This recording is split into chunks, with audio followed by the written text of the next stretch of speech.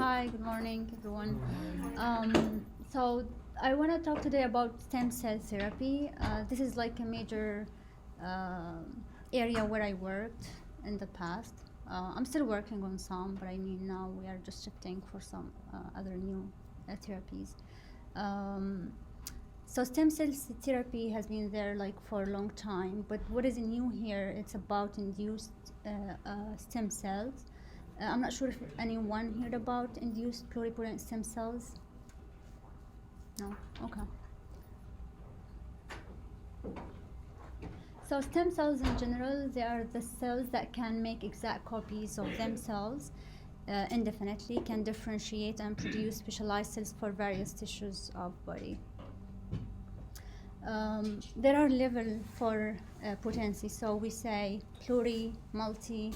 It depends on how the cells are able to produce more cells over the time, or the types of the lineages that they can differentiate into. So we can start with the first one, which is the highest level of potency, which is the 2T potent.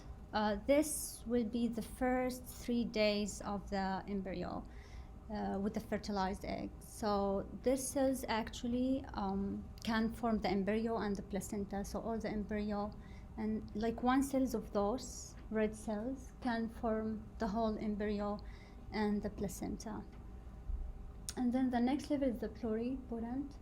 The pluri is from day 3 to day 14 of the embryo, and this is the inner cell mass inside the embryo. So this cell can form the embryo, but not the surrounding tissue, but can still form any type of the cell body other than the placenta.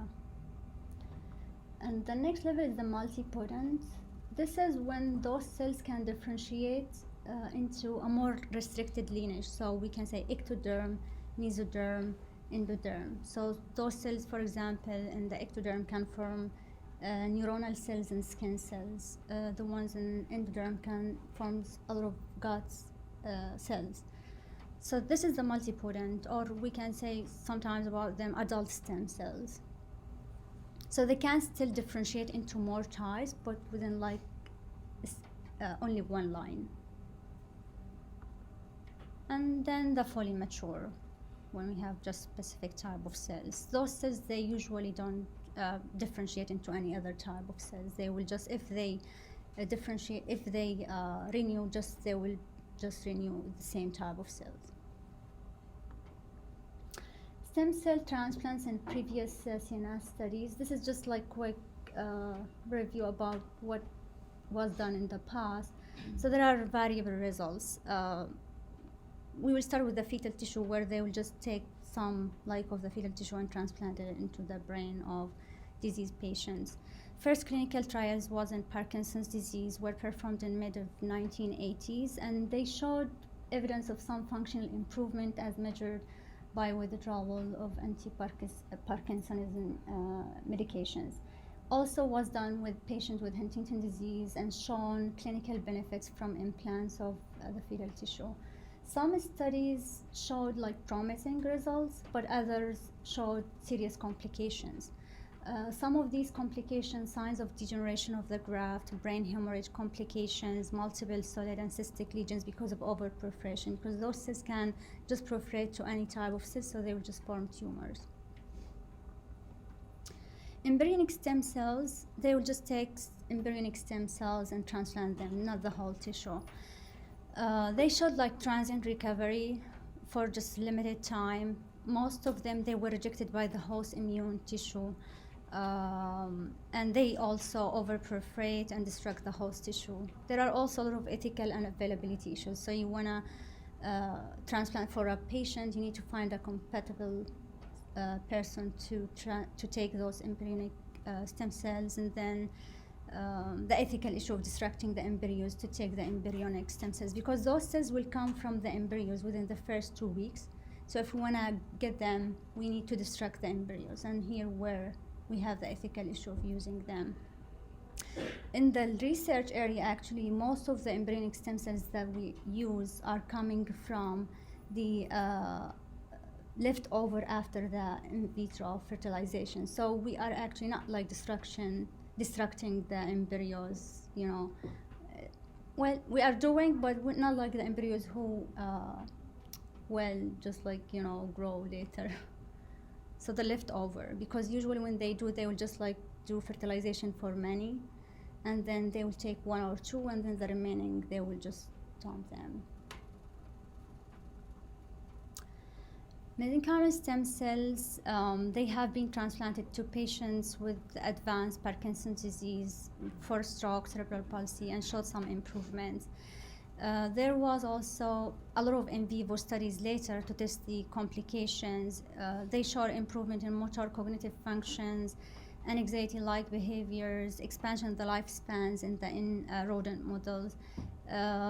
They showed reducing of neuronal differentiation, reducing of neuronal less and enhanced neurogenesis, so reforming a lot of neurons.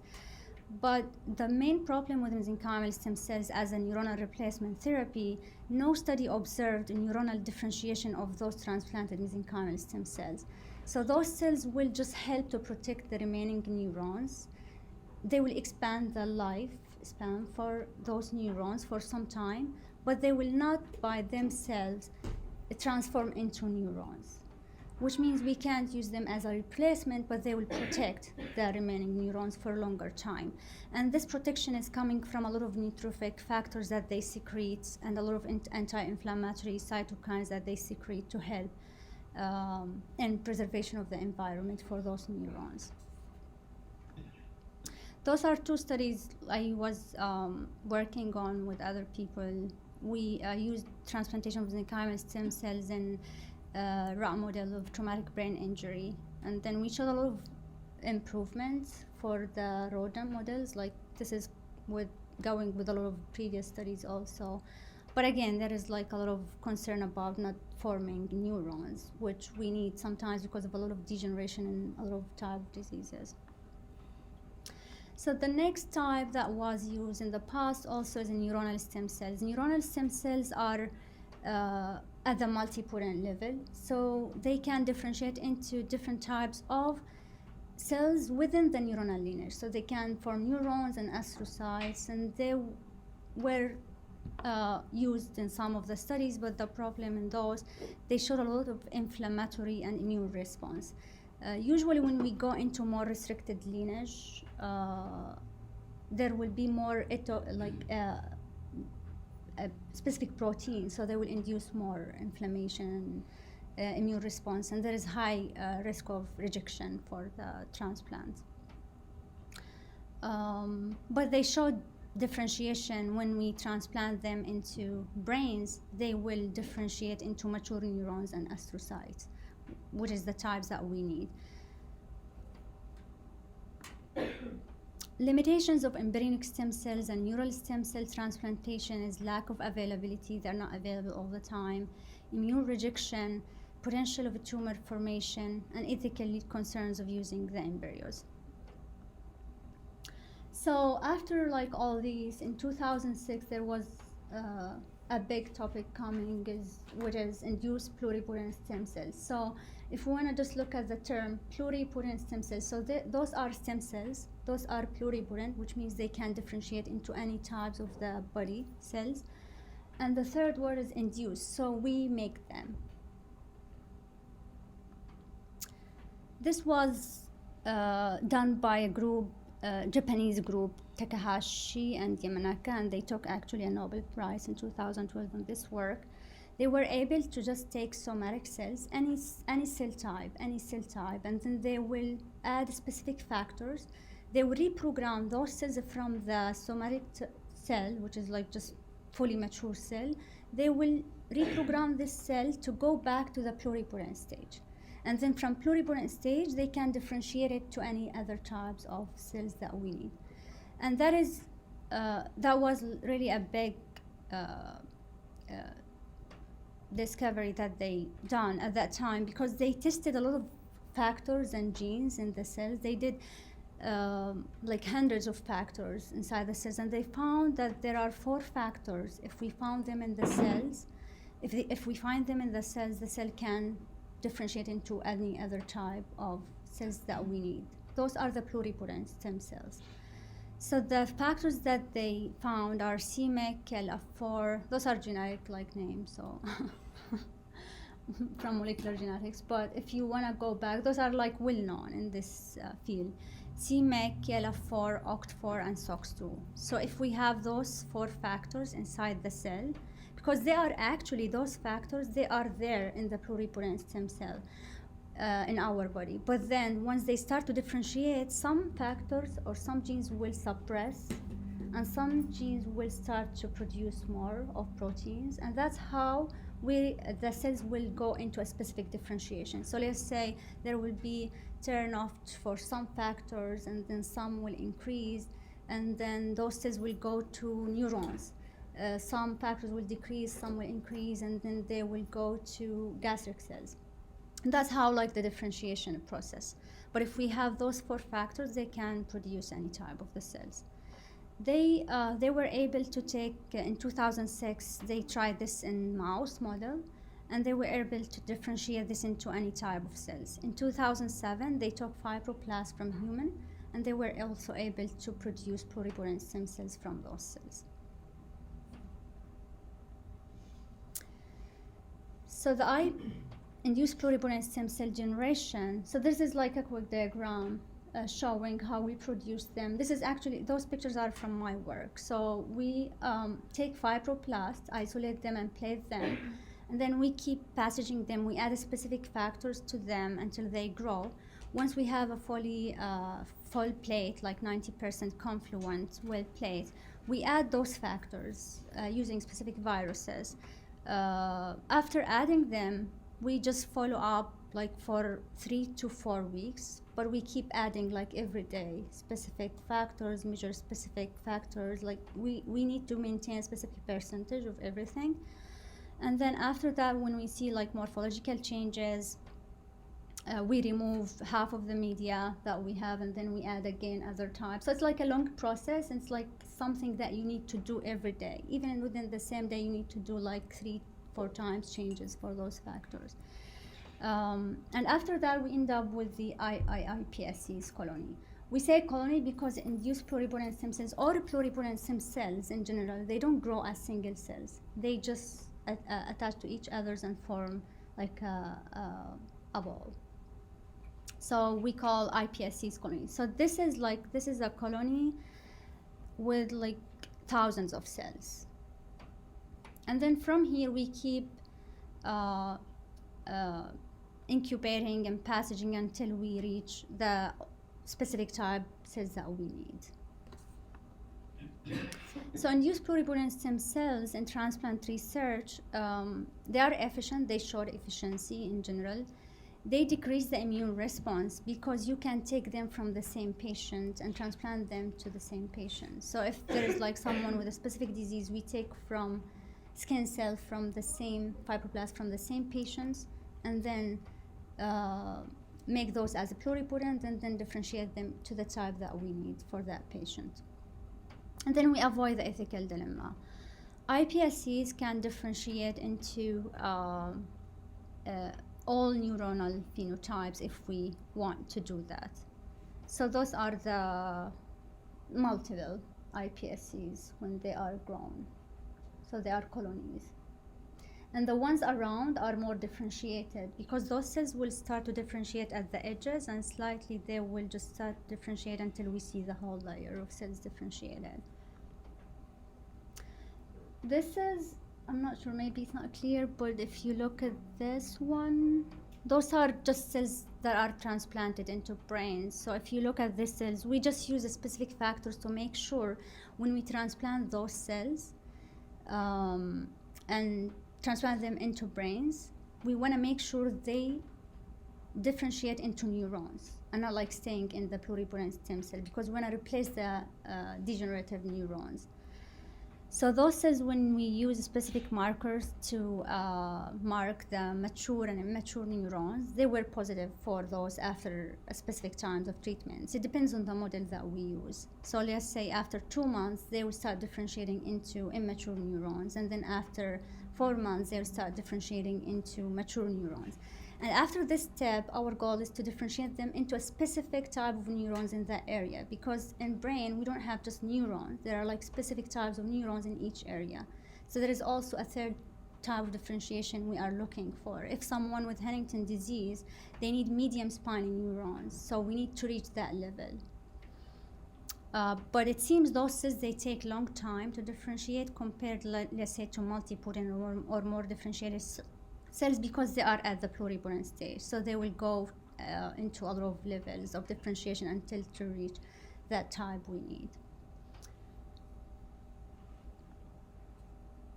The potential concerns for induced pluripotent stem cells is the same for overproliferation. They are pluripotent, so we will still have the same problem that we are concerned about. They might overproliferate and produce a lot of types of cells that we don't want in that area. And then rejection by the immune system, that's like for all types of cells. We still want to look more into the immune system and how the immune system will react to those transplantations. But again, we think that the immune response would be much less than taking it from another person, for sure. The last concern is that transplanted iPSCs may develop the same phenotype. So if we take them, I want to talk about Huntington because I worked in this field a lot, but if we want to take a cell from the same patient with Huntington disease and transplant those cells to them, even if we take skin cell, those cells will have the same genetic mutation that the patient has. So at some points, maybe, even if we go back and do them like pluripotent stem cells and they look good, at some point, maybe they will show this mutation also, and they will start also having the phenotype after some point. So they might not treat the disease, but they will also increase the lifespan because they will not show the symptoms quickly as his cells. So if we transplant them, let's say, at 30 age, maybe they will take like 10 years more to show the phenotype. Induced neural stem cells, that was other type of cells that started, like a lot of people started to work on just 2 to 3 years ago. So this is more into the multipotent stage. So again, as like what we do with the cells that we have in our body normal, not the reprogrammed one. We said like we can transplant pluripotent or neural stem cells. Here also the same. Induced pluripotent stem cells, we can all the time differentiate them in the lab and then make neural stem cells in the lab and then transplant those cells into the body. So we will decrease the timeline that those cells need to differentiate into neurons because we are skipping those like 2 months in the lab instead of the body. The other part, some people, they just started also to use different types of factors and reprogram the same cell. Like let's say we are taking fibroblast, they will skip the pluripotent stem cells. They will add different types of factors because of a lot of research. They found like different types of factors, and they will just go directly to neurons. So fibroblast, in 2 months, they will just directly, or in 1 month, let's say, because we need like 1 month to form pluripotent. In 1 month, they will just form the neural stem cells directly without going back to the pluripotent stage. But again, with changing a lot of genetic factors. So the induced pluripotent stem cells, induced neural, those also like something I did, but those pictures are mine. So those are the induced pluripotent stem cells. Again, like it's a lot of factors. If anyone is interested, I can explain this to you more. But we add a lot of types of factors. It's like a long process of follow-up and maintaining those cells in a specific environment. And then at the end, we end up with induced neural stem cells. They will still be as colonies, but they will be bigger in size and they will differentiate quicker than the pluripotent stem cells. So in a week, I can form neurons out of those cells. And this is also like for every type of cell we work. We don't just like look at the cells and say, oh, they are neurons or they are neural stem cells. We need to do a lot of factors testing to make sure those are neurons, because every type of cells in our body has specific factors that will make this cell to this specific lineage. So those are, again, like a lot of factors that are specific for neuronal stem cells, which are nestin mainly and double cortin. So that's like when we, those are the cells in the blue, and then we do those factors, and this is like all of them together, which means they are showing all the neuronal lineage markers, which are SOX2, nestin, double cortin. Why we started to think of INSCs instead of iPSCs? Because those are multipotent cells, so they can differentiate readily into mature neurons. And we think they will decrease the risk of overproliferation or tumor formations because they are more restricted. So they will just grow in a specific type of cells that we need. They will not just like make a lot of different types of cells if we don't need them, because we don't have controls over those cells if they are in the brain. We tried those cells in rodent models, and they showed a lot of improvement in the motor movements. And they showed also differentiation into the specific region neurons in 8 weeks. So if you look at the last picture, this one. So here, those are the cells. Those are inside transplanted brain. And then this is a marker for neurons. So if they show green, this means they are neurons. And those are greens. Like the same cells are greens, which means they are neurons. And then a lot of them, they are red. The red was marking the region-specific neurons, DARP32, which is medium spine neurons. So they were showing also red. If you go here to the third picture, we care about the mirror. So we want to make sure it is the same cell that's showing NeuN and the same cell that's showing DARP32, which means the same cell that's showing mature neurons, factors, the same cell showing the region-specific neurons that we need in that area specifically. And if you look at this, let's say, this one or this one blue with red and green, so merge. This cell has all the types of factors that we need. So it is a medium spine neuron.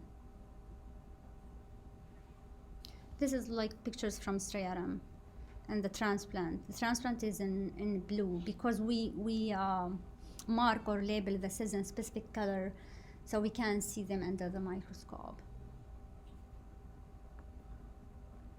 There was immune response post-transplantation, but was reasonable, like compared to other types of studies. So this is the amount, the red is the amount of astrocytes after transplantations around the transplant.